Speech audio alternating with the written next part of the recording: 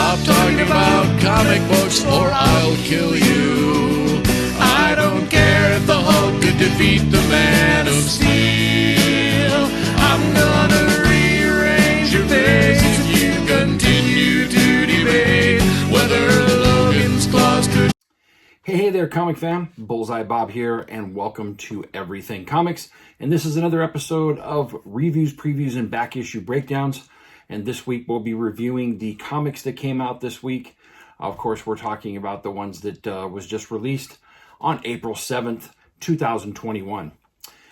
It's been a while since I've dropped a video. As some of you know, I've been going through quite a bit. That's okay. Hopefully this won't hinder me going forward. I plan on dropping a couple of videos this week, and we'll get into that. So this reviews, previews, and back issue breakdown will be part one of my reviews because so many comics came out this week that I'm going to split it up into two different videos because there's just way too many to do in a single video. And then also, if you haven't seen the announcements yet, please join me on Thursday night for March Madness Aftermath. That's right here on Everything Comics, 4 p.m. Pacific Standard Time. I'm going to have some great guests, and we're going to go over last month's drops of all of the nerdy, complete stuff that we just loved that was dropped as far as content. I'm talking about the end of WandaVision, the Snyder Cut dropped. We got Invincible. We got Falcon and the Winter Soldier, and then we ended the month with Godzilla versus Kong. So many great things dropped this last month, and we have to talk about it. So I'm calling it March Madness Aftermath. Like I said, 4 p.m. Pacific Standard Time, Thursday night. And I'm going to be joined by Robbie from Pop Culture Philosophers, Bueller from Comics with Bueller, Jason from Heroes to Icons, and Manuel from Chamorro Cinema. And we're just going to get together and we're going to chop it up about all the content that dropped last month. So check us out on Thursday. It's going to be a lot of fun. So, like I said, I haven't dropped one of these for a bit, so I'm probably a bit rusty, but that's okay. You know, I love comics. I love talking about comics, and, you know, so this will be, you know, one of my normal reviews without all the editing or anything like that. So this will just be pretty much as I can, one take. I'm not going to put all the fancy bells and whistles inside of it. This is just me raw going over the comics that I've read. I've read most of the comics that was released this week, and so let's go ahead and get right into them. So the first comic on the board is Miles to Go #4 by Aftershock Comics. This one was written by B. Clay Moore and the art by Stephen Molinaire. And I've been enjoying this series. It's been a while since we've got an issue. I think it's been like almost 2 months since I've seen issue 3. So now we finally got issue 4, and it picks up right where the last one left off. Of course, in the last one was like an interlude. You had the older gentleman that's been on the road with our main character and her daughter. It kind of went back into his past, and he had kind of a moment with his daughter in present time, kind of tying up some loose ends in his history. It was a really great interlude, really well written. But now we're back into the main story where we have our main character who basically when she was a little girl, she was trained to kill and went out on many missions with this organization. And she turned out that she actually, was really good at it and loved it. And here she is years later, left that life behind. And now all of a sudden, all that past is coming to haunt her, and she's being hunted down by the organization that basically hired her back in the past. And she has her own daughter, and now they're on the road and on the run. In this particular issue, it was pretty cool.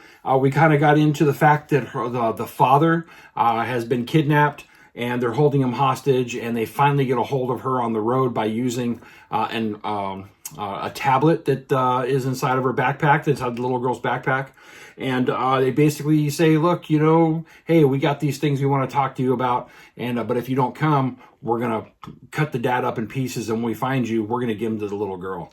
And she's not buying that. She says, heck with you. But she realizes that this organization is back in the hometown, and instead of being on the run, they're going to head back there so that they can get some answers. And that's kind of the crux of what happens inside of this book. I really dig the artwork inside of this. It reminds me of, it's got that Sean Phillips, vibe from Criminal. I love the atmosphere. I love the inking on it. It really is good for this type of story because it's noirish. But I really love the characterizations, and it's really heartfelt. So, you know me, I like anything, that, hits me emotionally. And this has got some really good emotional moments inside of it. But this book in particular was really a furthering of the story. We're getting to the end of it. It's either going to be a 5-issue or 6-issue miniseries. But another one by Aftershock that's really good if you haven't been on this one. It's a lot of fun. So there you go. Miles to Go, number 4. I highly recommend this particular title. All right, next up on the list, we got Nocterra, number 2 by Image Comics. Of course, this one's written by Scott Snyder. We got artwork by Tony Daniels. Love both those guys. I love the first issue. The first issue was really great. It basically is Earth has been visited by a virus that basically creates shadow people. Like everything goes dark, and if you get touched by this virus, you turn into like a shade. And these shades are basically taking over the Earth. And you have a character that can basically see what's going on inside of the dark, and she takes people from one town to the other and basically shuttles them there. And that's kind of what's going on inside of this book. There's these 2 characters that had come, and they need a ride to the what is called heaven. And so she basically decides to take them there, and they're being hunted down by a pretty nefarious character and his underlings. Artwork inside of this, I just absolutely loved. This is a furthering of the story. We get a little more backstory on the main character and how she got to be, how she is, and especially these 2 characters that are on, that she's taking on the road. But I really dug the story. I think I enjoyed this one just as much as I enjoyed the first issue. Like, look at this picture. The coloring on it is amazing. The artwork is really good. Hope the glare is not too bad. But all in all, I'm really enjoying Nocterra. It felt like a superhero story in the first book. I would say that it's much less of a superhero story, and because the main character kind of feels like a superhero, but she just has this one ability. But it's the world that they've built that's pretty cool. They've got these places that they call ports. Instead of like rest stops, they call them ports. And these are places that are illuminated, and where they can go ahead and charge up for the road for moving on. And they're really, really cool artwork on what these ports look like. This one is called the Neon something. Let's see here. Yeah, you can see it right here. Really all lit up, just in vibrant color. And these are all the lights that are part of that port. And anyway, I'm loving the world building. I'm loving the characterizations. And I really enjoy the pace of the story. It's really well done. And I like Scott Snyder's writing anyway. And so I'm going to keep this one on my pull list, and I'm going to enjoy the ride on it because so far I'm loving it. Okay, so the next one we have is Magic the Gathering, number 1 by Boom Studios. This one is, let's see here. This one's written by Jed McKay, and looks like the artwork is by Ig Guara. And for a first book out, it's a solid read. I'm not too much. I mean, way back in the day, I did dabble in playing the Magic card game, just because my son was into it. And but if you guys know me, besides comics, my wheelhouse is fantasy. I love fantasy stories. I love fantasy world building, and Magic is another one of those worlds that they've created these guilds and different types of magic that can be used, and it's a lot of fun. I mean, it really is. I think some people can get way too far into it, but hey, I guess that's the truth with anything. But this was a solid read. I don't know if I'll put it on my pull list going forward. It's just too involved, and I don't know if, with all the other reading that I'm doing, I don't know if I want to get that involved with this story. But the artwork in it was solid. I love the coloring, and the different guilds that they're building up inside of the book. I know the glare is really bad on here. Sorry, guys. But I mean, if this is your type of thing, it's definitely a solid read. I can see people getting into this immensely. But like I said, it's just too involved for me, based on the other things that I'm reading, and I'd rather spend my time on my normal pull list. But I don't want to knock this at all, because it was a really fun read. But all the different guilds and all the different characters that they're setting up, I don't know if I would remember from book to book what's going on. I'd probably need a guide, unless this is like your thing and you're really into it. But some of the characterizations, like they got these blind men, that, there's a lady that can turn people to stone as soon as they, like, kind of like Medusa. And these guys, she can't turn to stone because they have no eyes, which I thought was pretty cool. And but anyway, it's really well done. And if I didn't have so much going on, I'd probably dive into it, and it would probably remain on my pull list. I have to say that out of everything I've seen from Magic the Gathering, the one thing that I'm really excited about is Shannon Mayer did a variant cover, an exclusive variant cover with a dragon on it. I got 2 copies of that. It sold out so quickly. So happy to get that and add to my Shannon Mayer book collection. But all in all, Magic the Gathering 1 is a solid read. I definitely recommend picking it up and see if you like it. Okay, now this one wasn't on my pull list. This is one that my LCS put inside of my box. And this is another one of those comics from Bad Idea. This is Tankers #1. Just came out this week. And, I'm still on the fence about the whole Bad Idea model. But, my LCS was so kind as to put, the #1 issue, just like they did with ENIAC last month, in my box. And so I thought I'll go ahead and check it out and review it on the channel. And so, and I got to tell you, this first issue was amazing. I love the concept of the story. So basically, so first of all, before I get into that, this is written by Robert Venditti, and the artwork is by Juan Jose Rip. And first of all, the concept of the book. So basically, what it is that all of mankind realizes that they're going to run out of fossil fuel in the next 50 years. And fossil fuel comes from the decayed remains of basically dinosaurs, is what we know them to be. Created this muck. It creates petroleum, and then that petroleum is converted into gas. And but there's a limited supply on the face of the earth. And so what the scientists of these big tech companies try to do is, how can we prolong the supply of fossil fuels?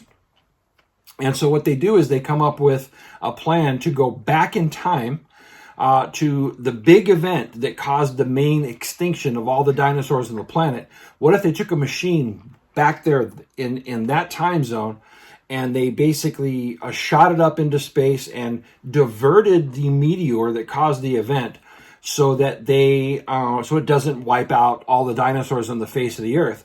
And then they come up with this kind of like their own little army, their private army, and they put them inside these mechs, and they send these mechs back in time as well.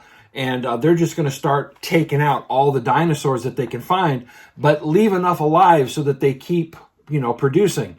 And this will, over time, just, over from then till now, produce a non-stop supply of fossil fuel. And so that's the plan. And so you got a team that gets into these mechs, which are they're highly weaponized, missiles, machine guns, everything that you can think of. Each one is like one man inside of each mech. And they send like 10 of these things into the past, along with the team that's going to divert that meteor. And I got to say that when they get to where they're going, I didn't like the carnage that played out, because they start killing dinosaurs left and right, just indiscriminately, just firing on them, taking them down, and it's just a big kill party. I mean, it's just, and it goes on for a couple of pages. And, they got a couple of dinosaurs that attack them, and they're able to weather that storm.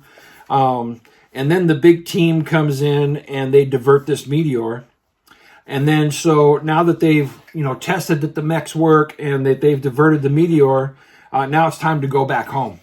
And so when they get back home to the future, what they find is that they've actually messed up the timeline. And the dinosaurs, which were wiped out by this event, they're still the dominant species on the face of the earth. So mankind does not develop like it did when the dinosaurs weren't here. And so when they go back in time, it's a world full of dinosaurs and not humans.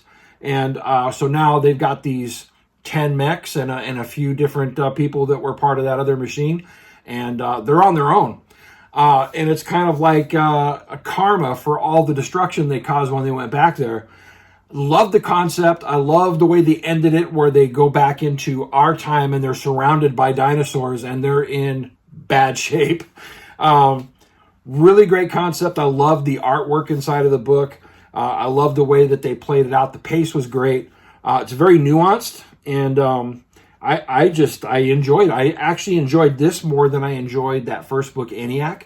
And so I'd say if you've got a chance to pick this one up from your LCS, please do. I mean, it's pretty cool. I'd love to hear what you think about it. Leave a comment down in the comment section and let me know if you got it and whether or not you liked it. I think it was a pretty solid first read. Okay, and so the next one we have is Geiger from Image Comics. This one is written by Jeff Johns. It looks like the artwork was done by, looks like a Gary Frank. I know one of the covers, I think this cover here was done by Jason Fabok, which is pretty cool. And, I was expecting the artwork to be done by Jason Fabok, and when I got into it, that's the first thing I'll say, is that I wasn't overly crazy about the artwork inside of this. It was good for what it is, but I really loved the story. It basically revolves around, a post-apocalyptic time where, nukes have basically destroyed the earth. And we got this one guy who was trying to get down into the bunker with his family when the nukes went off, and he didn't make it because somebody was trying to take the bunker from him. And he actually ends up surviving the nuclear blast and becomes kind of this superhero. That's kind of what I'm calling it. It feels like a superhero book. And he has the ability to walk around without a suit on. And as you can see, they call him the Glowing Man. He has all these different names out there in the wasteland, but he's legendary. And so we kind of get the backstory of, who he is. And, the artwork, like I said, I mean, it's good for what it is. I just didn't like the inking in it. You can see some of the stuff on here. I mean, it's not bad for what it is, but it just didn't grab me as much as Jason Fabok being on pencils would have. But anyway, we get to find out that there's this, in Las Vegas, they basically have it set up like a kingdom. And there is a king who's basically, he's a kid, but he's a tyrant. And he finds out about this particular character, and he's going to give his chance of, for glory by going and taking him out and showing to all the rest of the kingdoms or lands or whatever they're called, that he's just as good as his predecessor, his dad, was. And so he's trying to make his mark by going and taking out this character. And so we'll find out what the next story is. It's called The King and I, so that's where the main, juxtaposition, or where the main antagonist is going to be. But I really enjoyed it. I thought it was a really solid first read. It's definitely all set up, And I love how they give the backstory of the main character first, and then they just kind of set up where the story is going to go in the next book. And I'm on board. So this one will definitely be on my pull list. I'll definitely check out issue 2 and see where we go from there. All right, next one is Star Wars: The High Republic #4 by Marvel Comics.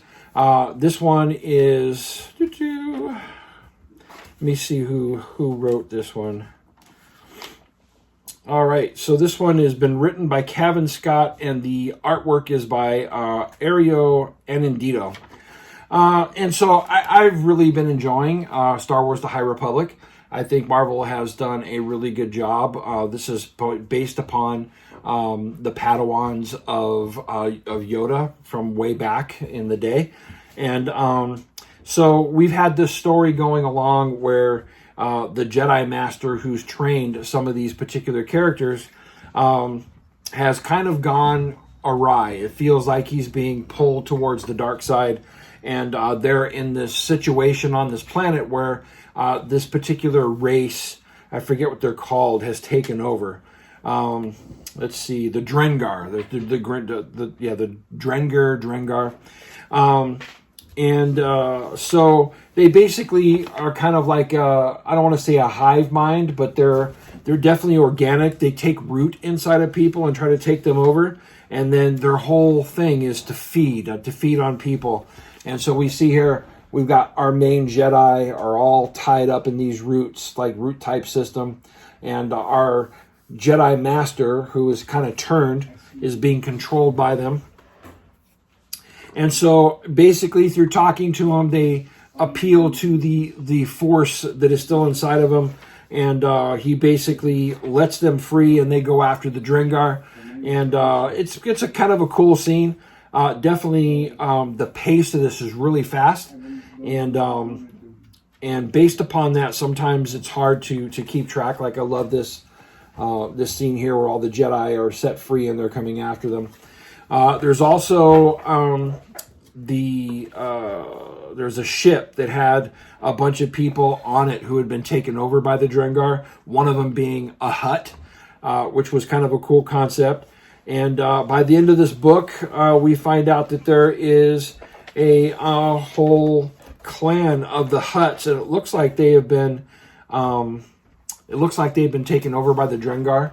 But that's what they're going to have to face in the next story, which I thought was a kind of cool way to end this.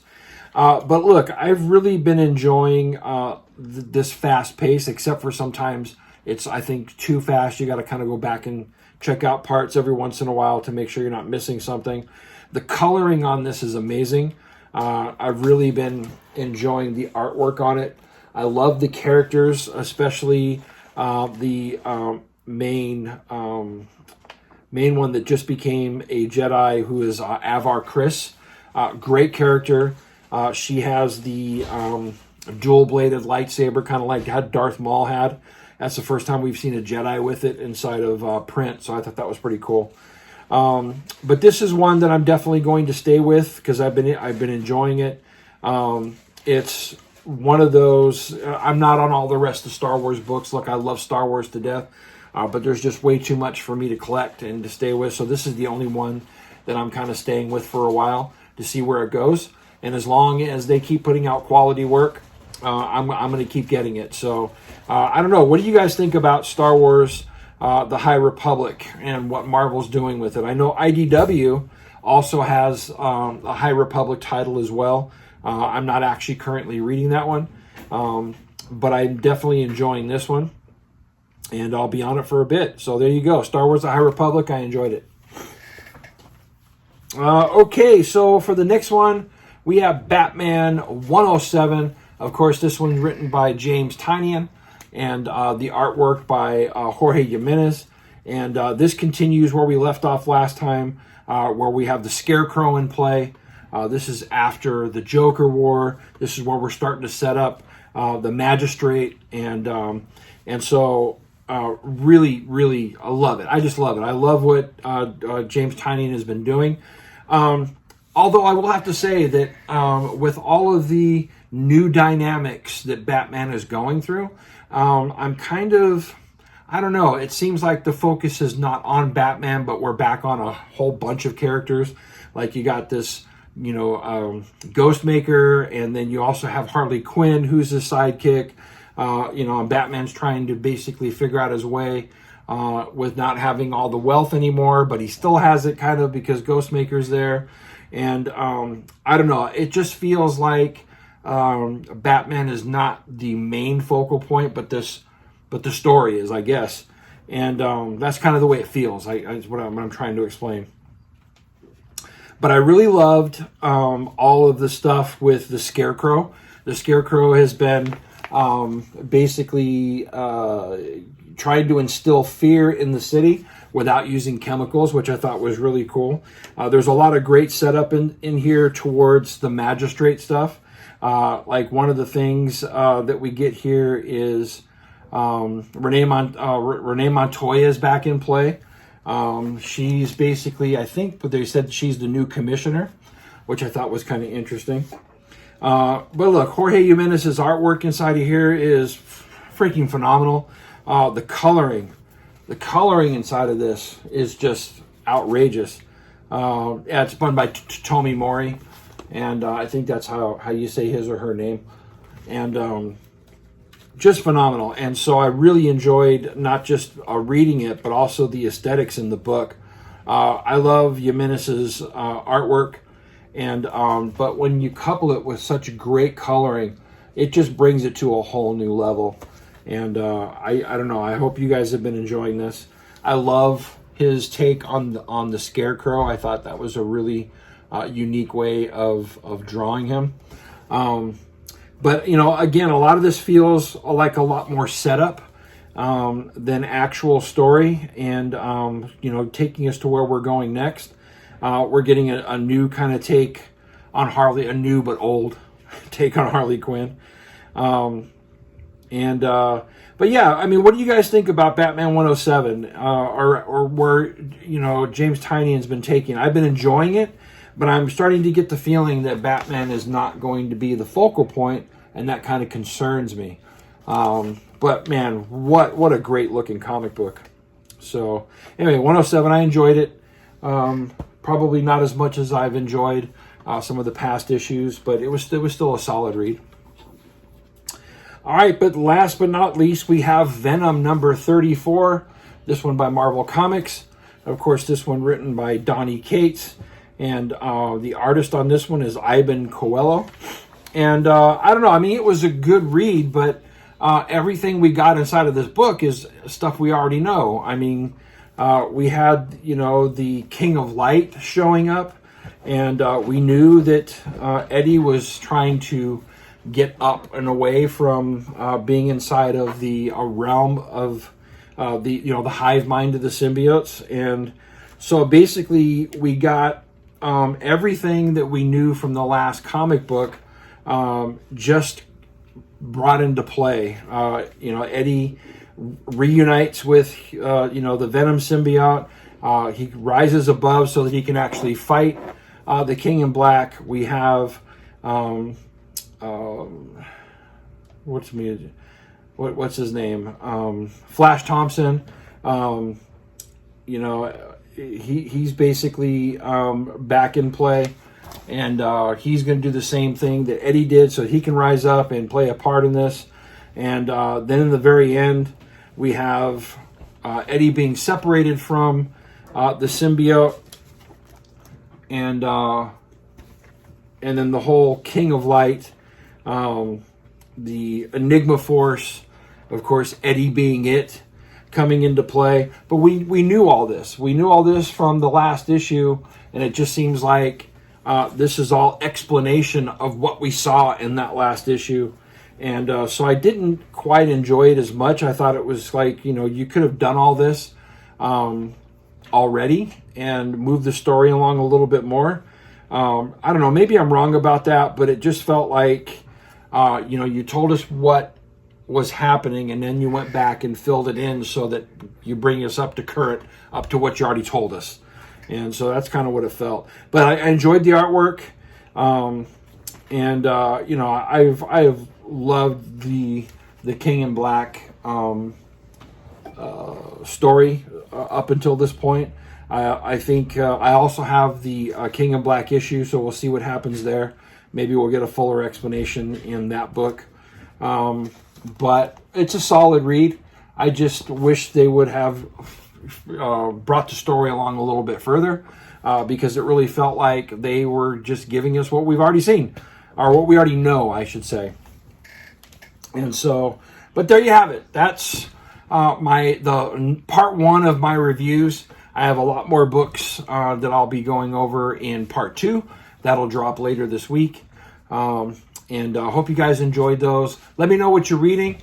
And I always love to hear from you guys. Thank you guys so much for supporting me and for being there for me. I've received so many emails of prayers and just support and love. And I really appreciate it, guys. You guys are amazing, and I love you very much. But again, join me on Thursday night when we do our March Madness Aftermath. It's going to be a fun time.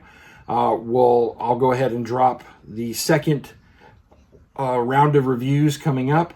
And then, of course, this next Monday, join me with Bueller on the brand new Coffee and Comic Show. And this week, we're discussing The Bubble. Check out his preview video if you want to see what that means. Other than that, thank you very much for tuning in. Don't forget to hit that like and subscribe button. I really appreciate it if you guys would do that. Always remember to support your local comic shop. And Excelsior, folks. Good to see you. Bye now.